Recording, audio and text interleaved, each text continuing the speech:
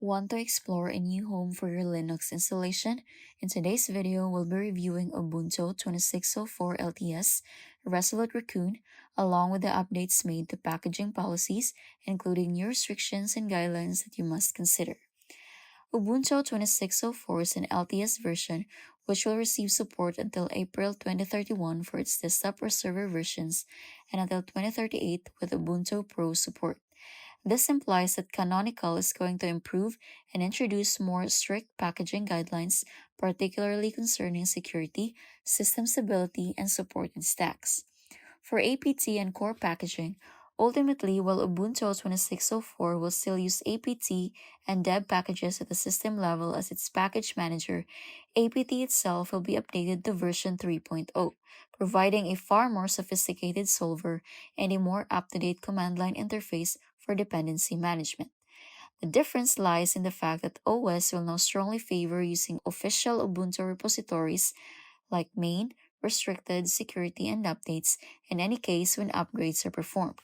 In fact, the release notes will explicitly advise to reset your deb sources to factory settings prior to the upgrade, as this is no technical obstacle but merely a guideline to prevent failed upgrades. Using the official Ubuntu repository as the only source will ensure that both the new kernel 6.15 and Genome 50 desktop environment suite will be properly supported during the decade-long life cycle. For Snap App Center and third-party apps, the major difference in Ubuntu 26.04 comes down to how it deals with third-party applications and graphical interfaces. The App Center has been rebuilt using Flutter, allowing you to manage deb packages, snaps, and firmware from a single interface. This gives you a better overview of your software. There is an increasing distinction between Canonical's idea of blessed and supported packages. Although Snap applications are integrated into the system and are updated via Ubuntu's infrastructure, other formats such as Flatpak are not under Ubuntu Pro's security protection. However, this does not mean that these applications do not function properly in the system. Here are some restrictions driven by security concerns. The new version of Ubuntu emphasizes security measures. For instance, Ubuntu 26.04 comes with TPM-enabled full disk encryption and secure boot out of the box. In terms of package management, you may face issues when using non-privileged user namespaces restrictions, which means that some third-party web browsers or applications will not work. The other important aspect of this release is that there is an increase in the use of Rust core libraries, which means an increase in terms of memory safety. Therefore, using any legacy third-party applications or pinned applications from past Ubuntu releases might cause some issues with this release's system image policies. The policy here from Canonical is very simple.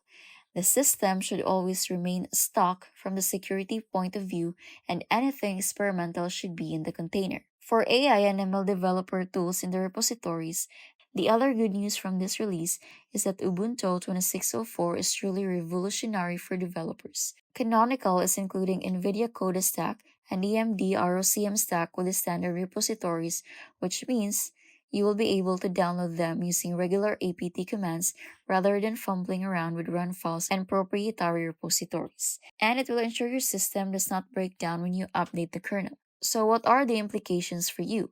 Being a common desktop user, Ubuntu 26.04 will not lock your ability to install any piece of software.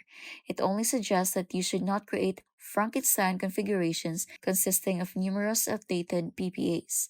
Installing apps in the form of snaps, flatpaks, or binaries remains possible, but now the base system is more secured against harmful changes. For system administrators, the most important point is policy-based limiting of freedom. Canonical wants LTS machines to be stable. When there is need to test new or custom software packages, it becomes easier and quicker to do it via LXD or DistroBox containerization, not in the base system. Now you understand better whether to make the transition to 26.04. If the level of security and long-term support for the next dozen years matter to you, upgrading to Ubuntu 26.04 is a big advantage. However, if you use customized PPAs, today is the best time to migrate to a containerized environmental first.